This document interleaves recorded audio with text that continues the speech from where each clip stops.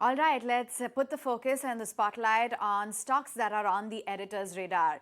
Let's start off then with Tech Mahindra, quite a mover in yesterday's trading session. And now clearly it seems that the big talking point is going to be the replacement of the CEO. And that really perhaps seems to be baked in. And Nikunj, in the past, when we've seen the other tech heavyweights like Infosys, etc., there has been a re-rating when there has been a change in top brass. The CEO at the top matters, whether it is IT, whether it is FMCG, or whether it is a bank.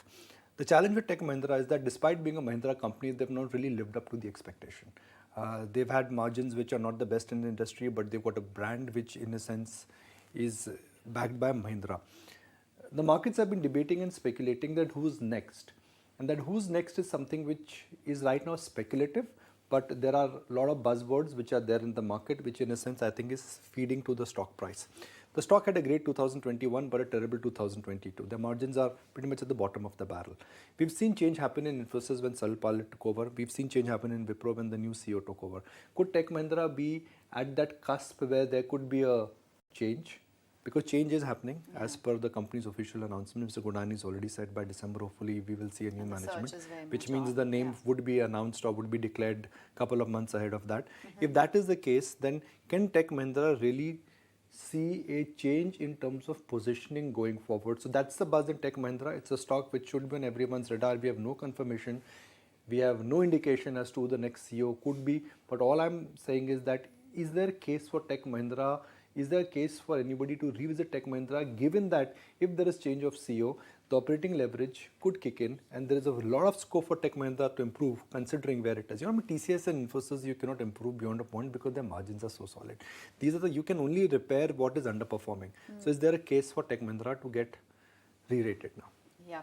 So watch out for Tech Mahindra. That's the first stock. Moving on then, let's put the focus on Interglobe Aviation or Indigo. Now, of course, we got you that news that sources indicate that Shobha Gangwal is going to sell about 4% stake, and this is going to be the second block deal that we're seeing since the family settlement. Look, markets know that one of the promoters has decided to exit, and gradually and slowly Mr. Gangwal's family stake is coming and hitting the market. Now, you could ask yourself, is that the reason why the stock is underperforming? Perhaps yes.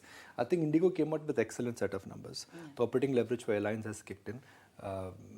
The air traffic is also back. Air traffic is growing. We've heard from Air India how bullish they are about how things are progressively moving in the aviation sector. SpiceJet has lost market share.